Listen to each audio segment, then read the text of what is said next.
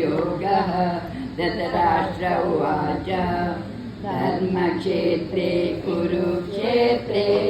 समवेतायुयुत्सवः मामकाः पाण्डवाश्चैव किमकुर्वत सञ्जय सञ्जय उवाच दृष्टा तु पाण्डवानीकं व्यूढं दुर्योधनस्तदा आचार्यमुपसङ्गम्य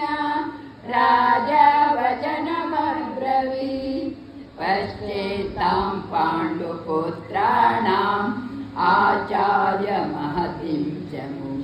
व्यूढां द्रुपदपुत्रेण तव शिष्येन धीमता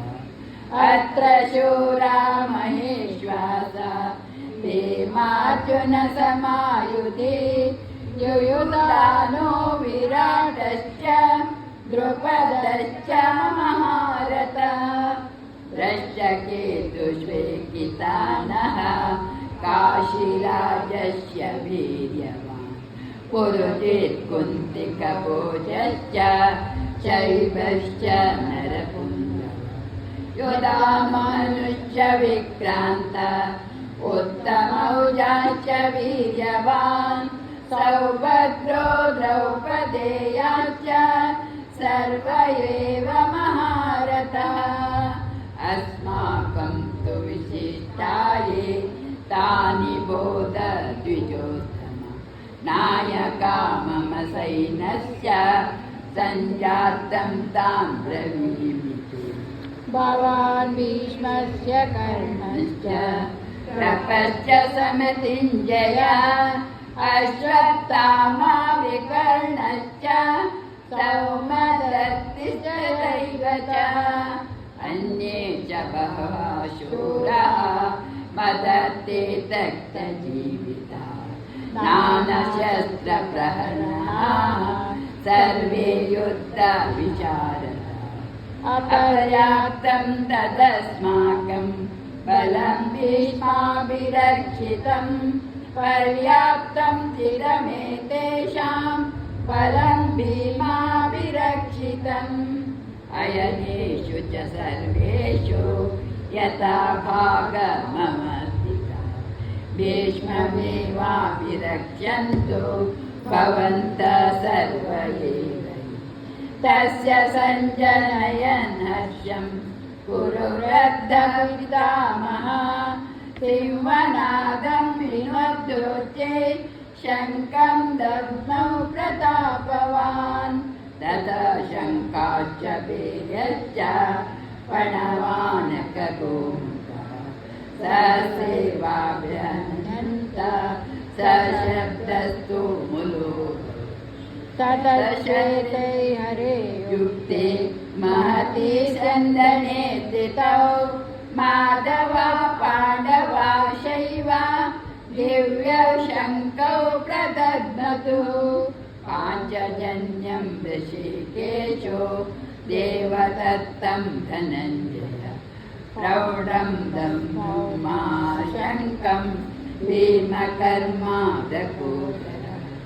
अनन्तविजयं राजा कुन्तिपुत्रो युधिष्ठिरः नकुलः सहदेवश्च सुघोषमणिपुष्पकौ काचश्च परमेश्वासः शिखण्डी च महारथः दृष्टद्युम्नो विराटश्च सात्यकीश्च पराजितः द्रुपदो द्रौपदेयाश्च सर्वशः पृथिवीपते सौभद्रश्च महाबाहु शङ्खान् दद्मौ पृथक् पृथक् सघोषोदास्तराष्ट्राणां हृदयानि वदादय नभश्च पृथिवीं चैव तुमुलो व्यनुनादय अथ व्यवस्थिता दृष्टा धातराष्ट्रां कपिध्वजः प्रवृत्ते शस्त्रसम्पाते धनुरुद्यम्य पाण्डवः ऋषिकेशं तथा वाक्यम् इदमाह महीपते अर्जुन उवाच सेनयोरुभयोर्मध्ये रथं स्थापयमेद्युता यावदेता निरीक्षेऽहं योद्धुकामनवस्थितान् कैर्मया सह योद्धव्यम् अस्मिन् रणसमुद्यमे योत्समानानवीक्षेऽहं ययेतेऽत्र समागतः धातराष्ट्रस्य दुर्बुद्धे युद्धे प्रियचिकीर्षवः संजय उवाच एवमुक्तो ऋषिकेशो गुडाकेशेन भारत सेनयोरुभयोर्मध्ये स्थापयित्वा रथोत्तमम् भीष्मद्रोण प्रमुखतः सर्वेषां च महीक्षिताम् उवाच पार्थ पश्चेतान् समवेतान् कुरूनिति तत्ता पश्यसितान् पार्थः पितरनता पितामहान् आचार्यमातुलान् पार्थान् पुत्रान् पौत्रान् सखीं तथा श्वशुरान् सुहृदश्चैव सेनयोरुभयोरपि तान् समीक्ष्य स कौन्तेय सर्वान् बन्धूनुपस्थितान् कृपया परयाविष्टो विषीदन्निदमब्रवीत् अर्जुन उवाच द्रष्टेमं स्वजनं कृष्णा योयोऽसं समुपस्थितः सीदन्ति मम गात्राणि मुखं च परिशुष्यति वेपतुश्च शरीरे मे रोमहर्षश्च जायते गाण्डीवं स्रंसते हस्तात् त्वग्रैव परिदह्यते न च शक्नोमि भ्रमतीव च मे मनः निमित्तानि च पश्यामि विपरीतानि केशव न च श्रेयोनि पश्यामि हत्वा स्वजनमाहवे न काङ्क्षे विजयं कृष्ण न च राज्यं सुखानि च किं नो राज्येन गोविन्द किं भोगैर्जीवितेन येषामर्थे काङ्क्षितं नो राज्यं भोगा सुखानि च तैमेव स्थिता युद्धे प्राणं त्यक्त्वा ददामि च आचार्यः पितरः पुत्रः तथैव च पितामहः मातुला श्वशुरा पौत्रा शालाः सम्पन्नः एतान् हन्तुमिच्छामि न दोऽपि मधुसूदन अपि त्रैलोक्यराज्यस्य हेतो किं नो मयि कृते निहत्य दातराष्ट्रं का प्रीतिः स्याददा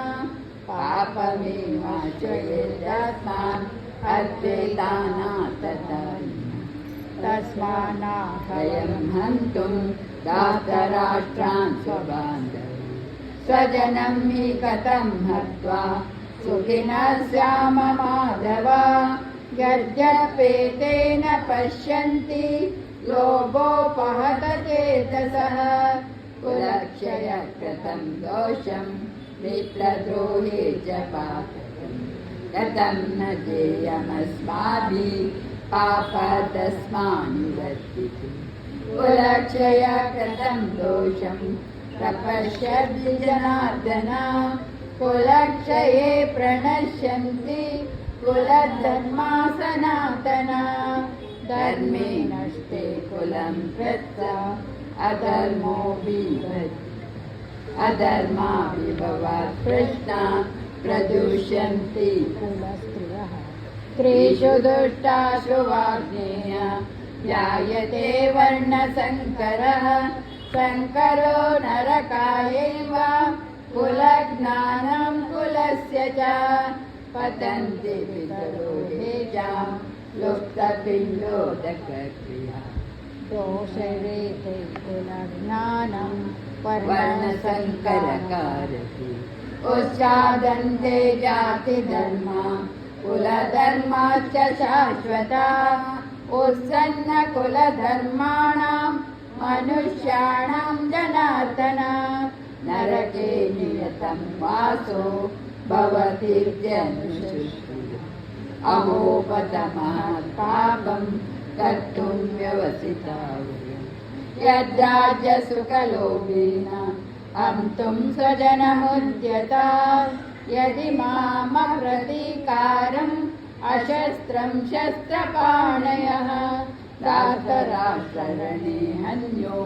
तन्मे क्षेमतरं भवेत् संजय उवाच एवमुक्त्वार्जुनः सङ्ख्ये रथोपस्थ उपाविशत् विसृज्य सशरं चापं शोकसंविघ्नमानसः ॐ तत्सदिति श्रीमद्भगवद्गीतासु उपनिषत्सु ब्रह्मविद्यायां योगशास्त्रे श्रीकृष्णार्जुनसंवादे अर्जुनविषादयोगो नाम प्रथमोऽध्यायः।